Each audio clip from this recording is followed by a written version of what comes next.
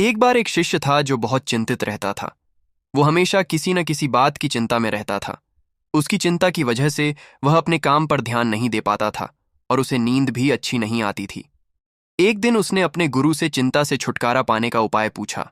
गुरु ने उसे कहा कि चिंता से छुटकारा पाने के लिए सबसे पहले उसे अपने मन को वश में करना होगा। मन को वश में करने के लिए उसे हर दिन ध्यान करना होगा। शिष्य ने गुरु की बात मानी और ध्यान करना शुरू कर दिया। पहले तो उसे ध्यान में बहुत दिक्कत होती थी, लेकिन धीरे धीरे उसे ध्यान में सफलता मिलने लगी। कुछ दिनों बाद शिष्य को महसूस हुआ कि उसकी चिंता कम हो रही है। वह अब अपने काम पर ध्यान दे पा रहा है और उसे नींद भी अच्छी आ रही है।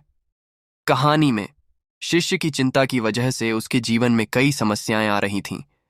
वह अपने परिवार, दोस्तों और काम में ध्यान केंद्रित नहीं कर पा रहा था। ध्यान करने से शिष्य के मन को शांत होने में मदद मिली। इससे उसकी चिंता कम हो गई और वह अपने जीवन में आगे बढ़ने में सक्षम हो पाया। कहानी का नैतिक संदेश यह है कि चिंता से छुटकारा पाने के लिए हमें अपने मन को वश में करना होगा। ध्यान एक प्रभावी तरीका है जिससे हम अपने मन को वश में कर सकते हैं। ध्यान करने से तनाव और चिंता कम होती है। ध्यान करने से मानसिक स्पष्टता और एकाग्रता बढ़ती है। ध्यान करने से रचनात्मकता और समस्या समाधान की क्षमता बढ़ती है।